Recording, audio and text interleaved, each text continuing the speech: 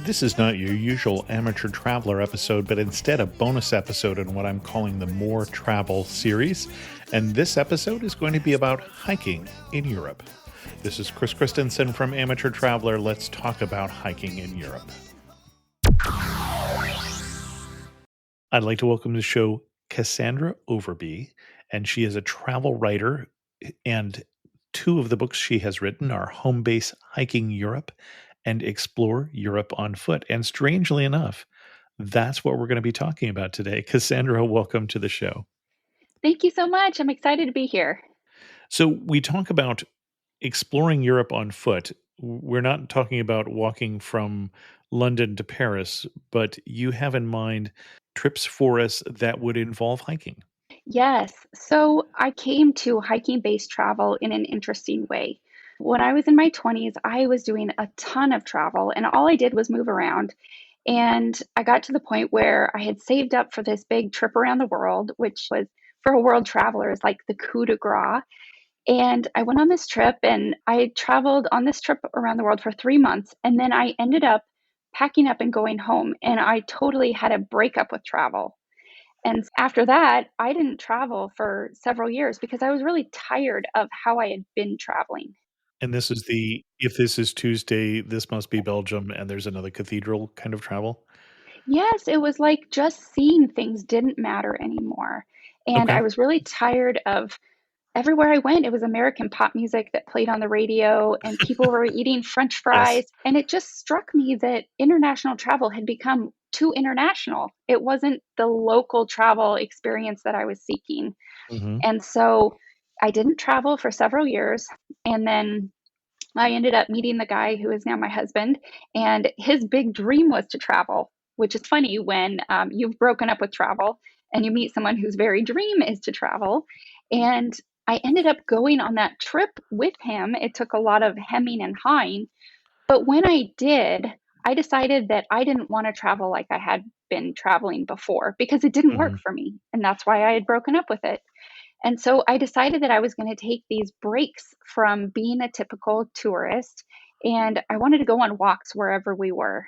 So Okay. sometimes we would go on a 2 hour walk around Paris, or instead of taking the train somewhere, we would walk instead rather than taking the subway. We started doing a lot more walking, and pretty soon we started to really like those walks a lot. So we started walking even longer. We would go for several hours. We would go into the countryside. And then we started finding that Europe has this amazing set of trails. So we Mhm. started going even on multi day trails. And then that's where I really had this big epiphany that actually hiking in Europe was not a break from travel, it was a completely better way to travel. And then that changed everything. Excellent. Well, when you talk about Europe and hiking, what's different about, for instance, a long distance hike in Europe than it would be, for instance, if I wanted to hike the Appalachia Trail in the US? Oh my goodness. The difference is like night and day. I've done a lot of Mhm. backpacking and a lot of outdoorsy stuff in the US, Right. and now I'm spoiled because the hiking in Europe is incredibly civilized. You're not packing everything with you for starters, Mhm. especially when you're doing a multi-day. You don't have to bring your tent and your backpacking stove and your sleeping Mhm. bag and all of that stuff. Europe has this amazing set of mountain huts and little villages that are all along the trail, and so every night you can sleep in a warm bed and you can Mhm. have this amazing comfort food that other people are making for you. So you don't have to even have your bag stuffed with lots of snacks. So it's very different. And another thing that makes Europe really accessible for hiking is that it's so well connected with public transportation. If you want to do a hike in the US and really see some of the best sights, you're going to have to rent a car if you don't already have one, and you're going to have to drive way out into the mountains. But in Right. Europe, you can often take a bus or a train or even a little post bus or a gondola right to the trailhead. So it's very accessible, it's easy to get to. Once you have all these creature comforts and once you have this ease of getting to the trailhead, it really changes everything. And one thing we're going to do differently in this bonus episode of Amateur Traveler is usually we focus on one particular 1 week destination where you've done this, one particular hike. And we've done a number of those, talking about the hike around Mont Blanc or talking about the hike up in the King's Trail in Sweden and such. But I want to focus on more broadly if you're someone who says, hey, I think that might be for me. Where would you start someone? What would you be your, here are a couple trips that I would think about to get started that are going to be a good experience for the novice? What I recommend for the novice is actually, first of all, think about who you're traveling with and Yep. if they're aligned with how you want to hike and where you want to hike. Because there are a couple different kinds of trips and they align with the different Mhm. kinds of books that I've written. So I actually, in a way, wrote my books backwards because I wrote the more advanced version, the multi day trek version first, and Mhm. that's Explore Europe on Foot. And so that has 5 day trails, week long trails where you're switching accommodations every night. And then the other book, the one that just came out, is all about home base hiking Europe. And that's really good if you're, say, in a couple and one of you really likes to walk a lot more than the other, but you still want to Okay. be traveling together. And home base hiking is also really great for people who are beginners because you're picking a village home base that has Mhm. really great hiking experiences around it. And I'll go into a couple examples in a minute. But you can really flex your itinerary however you want. If you want to try out a couple days of walking during your trip, you can do that. If you want to stack more hikes, you can do that. And if it's going to rain, you can switch around the days that you're going to hike. So you have all of this Mhm. flexibility. So I would say for a true beginner, rather than promoting a multi day trek, I would suggest home base hiking.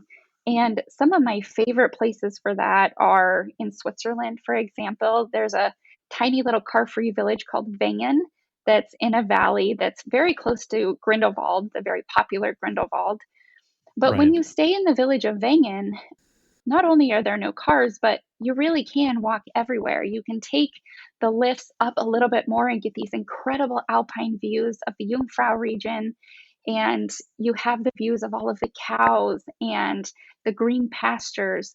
And there are so many different hikes around that area that even though you have this spectacular scenery, you're not doing the exact same kind of hike every day.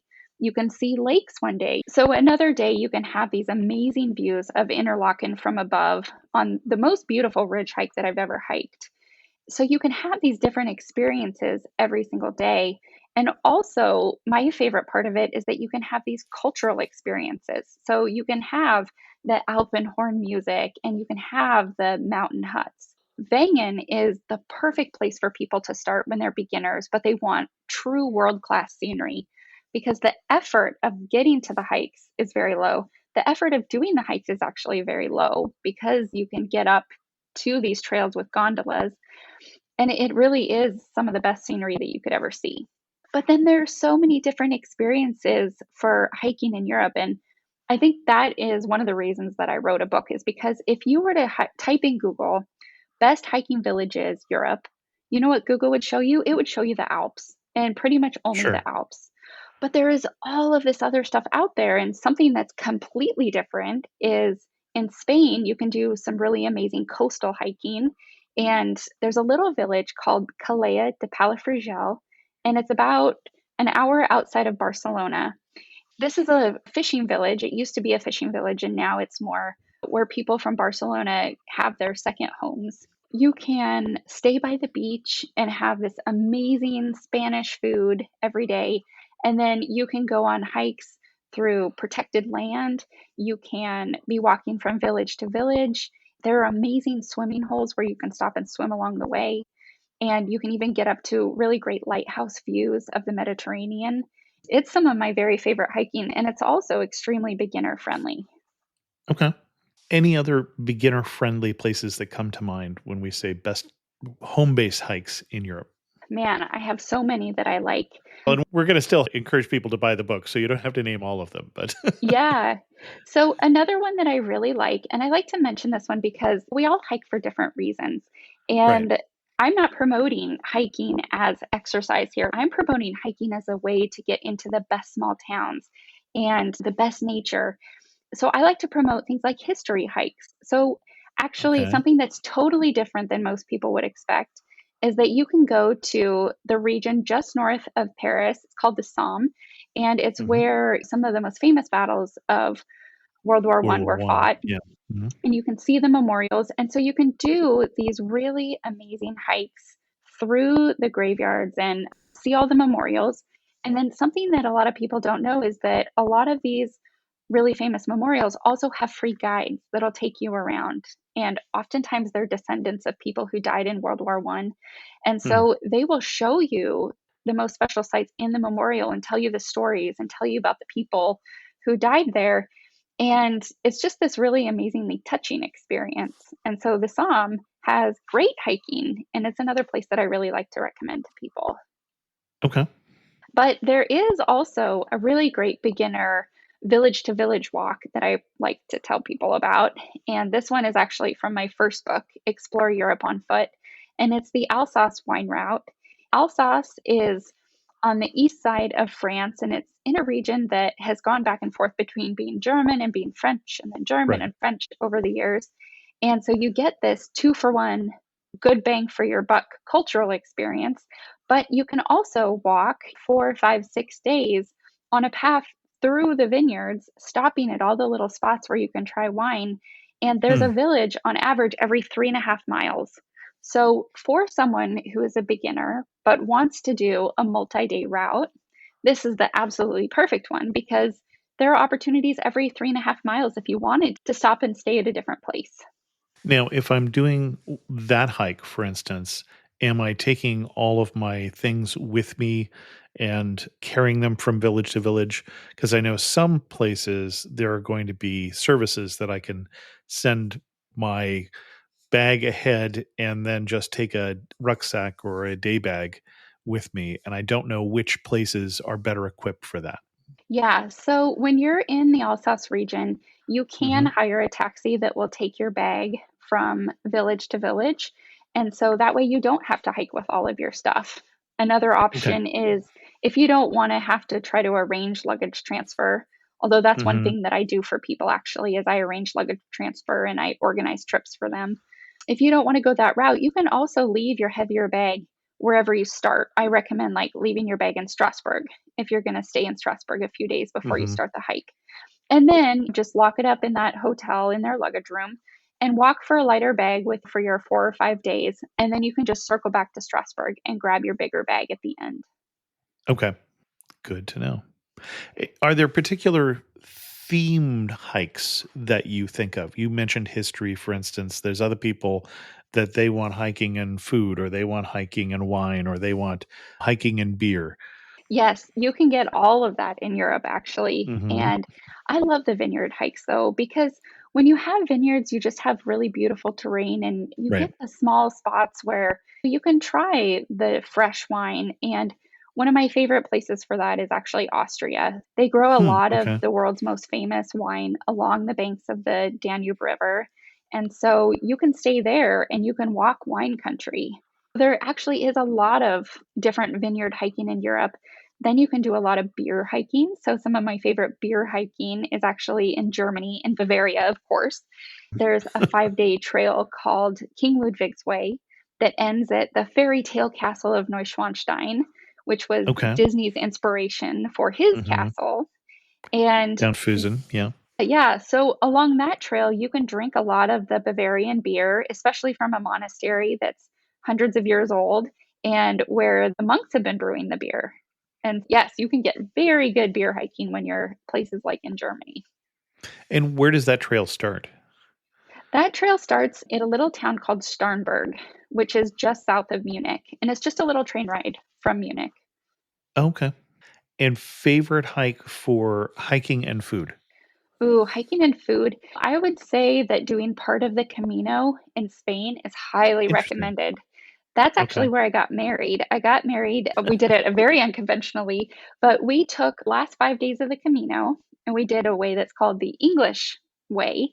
That sets off where the English had disembarked from their ships, and then they would walk the rest of the way to the big cathedral. But so over those 5 days, we meditated on the vows that we were going to take and we wrote our vows and all of that. And there was such good food. Every single place that you could walk in Spain, especially on the English way, it's incredible. All of the different dishes that they serve, all of the tapas and all of the different Spanish drinks. That has by far been my favorite food hike. History hike. Yes. So, like I mentioned, the Somme in northern France, but then Hmm. also you can actually walk the D-Day beaches.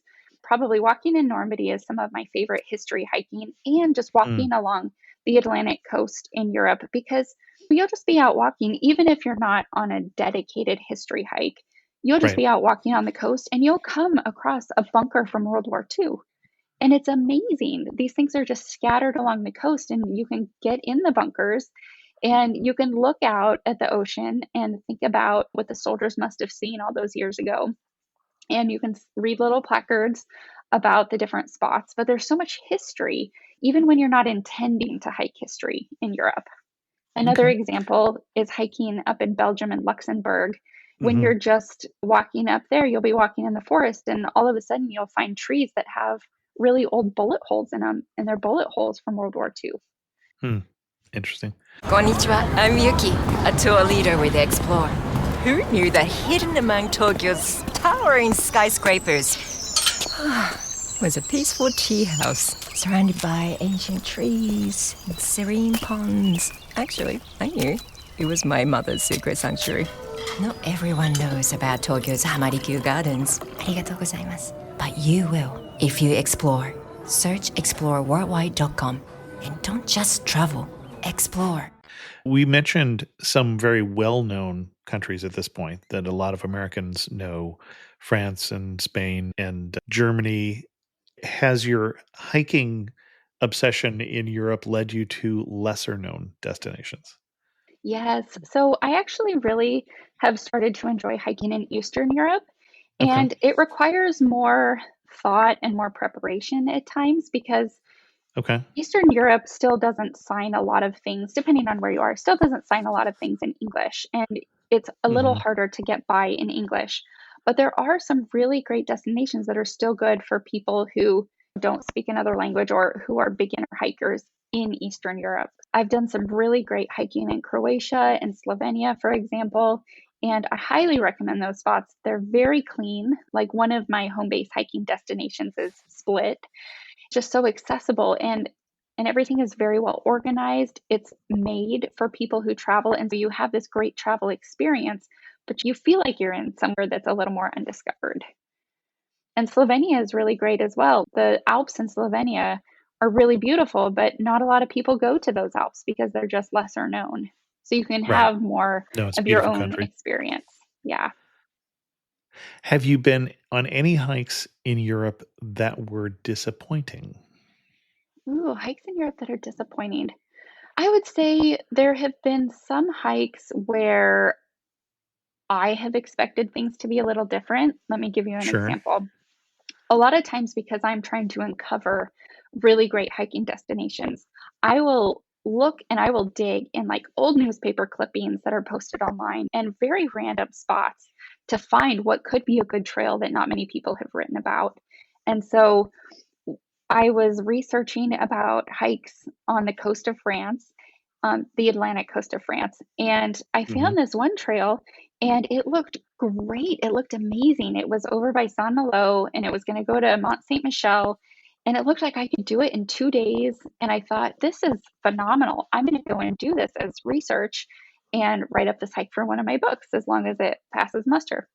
So I reached out to a hiking club in Paris and I found some French people who wanted to come and hike with me. And so we started hiking this trail. And it became very clear that my hiking data, that my information was not very accurate, that you could not do it in 2 days, but that this was more like a trail that needed to be done in four. I have a pretty even temperament, and plus, it was my research, so it was really on me. So I couldn't get too grumpy. But I tell you, these Parisian hiking partners got very grumpy at about mile 26 of that first day. So I've had some interesting experiences like that, especially when I'm out doing research, where I will think that I have good information and that everything's going to turn out really well. And then I realize that actually, no, it was not quite right. Luckily, I had the uncomfortable experience, and then I write it up in a way that is comfortable for other people. So that Right. 2-day hike became a 4-day hike in my book. Yeah, that makes sense. And that just underlines the rule number one for every trip is choose your travel companions well. Oh, completely. I think they were a little bummed that they had signed up for this adventure with me. Good fun. So I'm actually doing my first long distance hike in the spring. So a 5-day Oh, hike, not in Europe, but in Japan. If I'm oh. doing my first long distance hike, what would you recommend for people? So, Preparation, packing? yeah. As far as preparation goes, I really like to tell people you don't have to be a super athlete to walk, especially if you're Mhm. walking for several days. Don't think that this is something that's unattainable.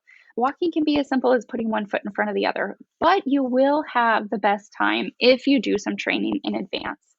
So Right. I like to tell people look at whatever stats you're intending to hike and then build up to doing that before you go. If you're going to be averaging 1,000 feet of elevation gain a day, then you should be able to consistently do that in the United States before you leave or wherever you live. And if you can give yourself enough exercise and enough time to be able to do that, it's not just the physical training that's important. It's actually testing out your backpack. It's making sure that your Mm, hiking shoes are really well broken in. It's making sure that you don't have an uncomfortable seam in your hiking pants that bothers you when you're on trail. So all of these things can get worked out when you're doing your training walks. And so that's okay. why I highly encourage them. The other big thing that I like to tell people is make sure that you put a lot of thought into what your socks are going to be and your shoes. Always Okay. go with waterproof shoes, even if you're going to be hiking at the best time of the year. You never know when you're going to come across a rain squall. And then make sure that your backpack is really comfortable. Your hiking backpack should always have a waist strap so that it distributes weight off of your Mm, shoulder and onto your hips. And you should have water bottle holsters or definitely a place to put a camelback or something like that. mhm. And then I think one of the biggest things too is pack light. So I have a whole methodology that I go through in Explore Europe on foot that teaches people how to take everything they could ever need on one of these hikes, but still have a backpack that only weighs 20 pounds.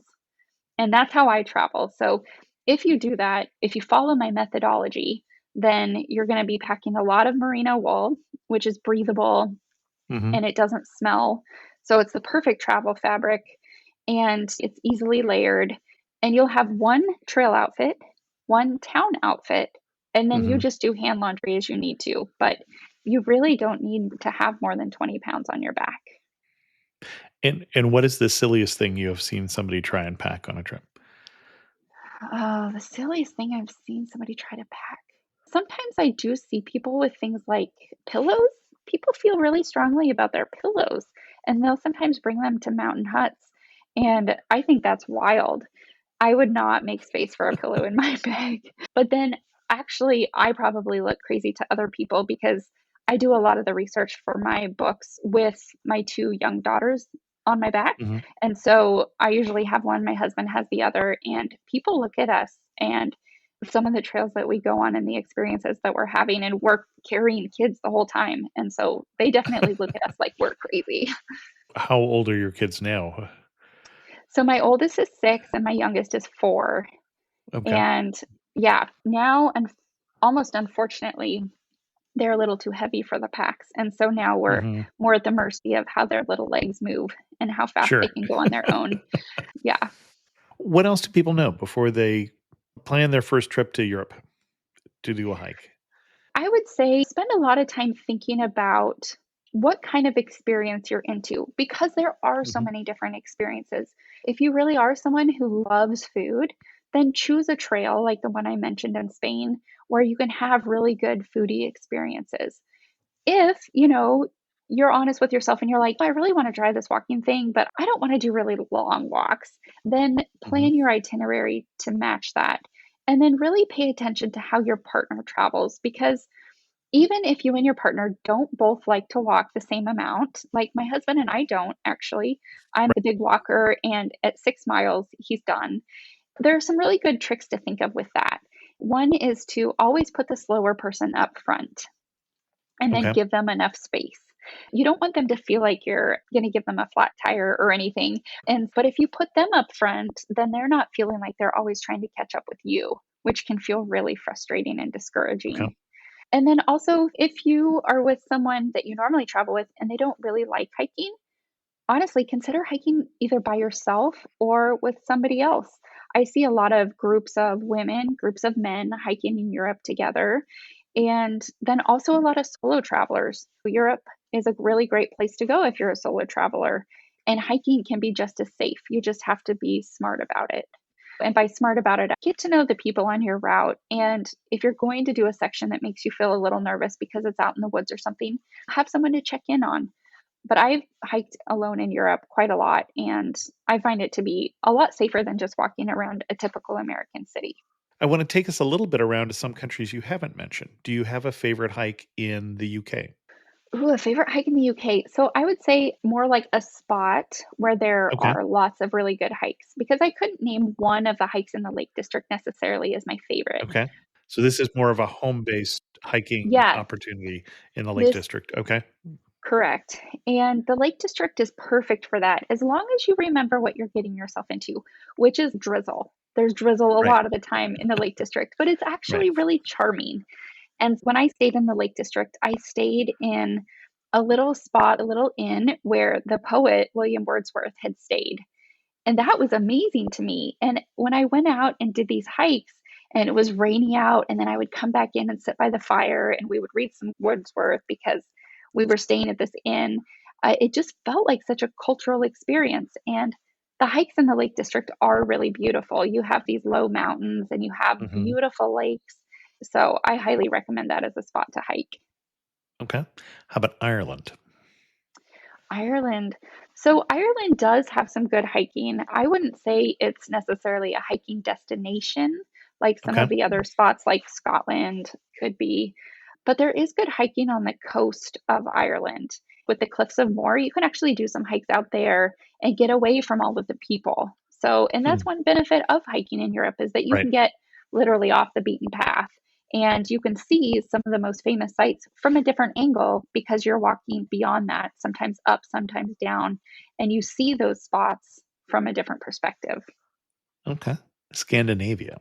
Yeah, so I have done some hiking in Scandinavia, but I prefer to hike actually more in continental Europe. And that's Okay. because your money just doesn't go as far when you're in Scandinavia. It Same doesn't. thing with Iceland, and honestly, same thing with the UK. And you can just have more travels if you're going to continental Europe where it's a lot cheaper. Norway and Sweden have a lot more rugged hiking that a lot of people like. It's a Mhm. little more like the mixture of American backpacking in there. The huts in places like Sweden and Norway, they're not going to have someone cooking your meals for you. It'll be more Okay. of a shelter and there'll be a bed in there. You'll bring your own sleeping bag and then you'll bring your backpacking stove and you'll cook your own meal. So it's Okay. shelter, but it's not really the same kind of luxury experience that you're getting at some of the other mountain huts, like in France or Germany or Italy. Thinking of less expensive destinations than the Balkans. Ooh, I have not done any hiking in the Balkans. Okay. But in my first book, I actually dipped down to Morocco and over to Turkey for some cheaper but very accessible trips outside of Europe. And there's some really great hiking there in both of And those in spots. Turkey, are you doing the Lycian Way or are you doing Yes. okay. We've got an Yeah. episode on the Lycian Way on Amateur Traveler. Okay. And then in Morocco, where were you doing? So there's some dune hiking that you can do and like Hmm. some nighttime hiking where you can go and stay in a desert camp and then you can hike the dunes during the day. You can also hike the dunes at night and for some of the very best stargazing that you could ever imagine. Got it. Okay. So you're down in southern Morocco in the spot where there are dunes. The Erg Chebbi Not dunes. exactly, not that many dunes in Morocco, but Yeah. okay. Got it. And Greece. Greece, yes, I really enjoy walking in Greece. There are some really great spots like on the continental part of Greece, on the Mhm. little Mhm. spits that go out into the water. And there's some actually some really charming ways that they combine hiking with finding herbs and going out and seeing Okay. all of these plants growing in nature that are really cool. And I highly recommend those. And then you have some good hikes on the islands as well. There are some spots where a lot of tourists go, but they're not going to go walking everywhere that you might go when you're a hiker. And as I mentioned before, it's a really great way to get away from the people. Excellent. How about Czech Republic, Slovakia, or Poland, that region? I've done some hiking there, but I would recommend more of your Slovenia and your Croatia if you're going to be hiking, especially if you want it to be a little cheaper. If you go hiking in Croatia, you can hike some of the most gorgeous national parks that you could ever find, Plitvice Hmm. Lakes National Park.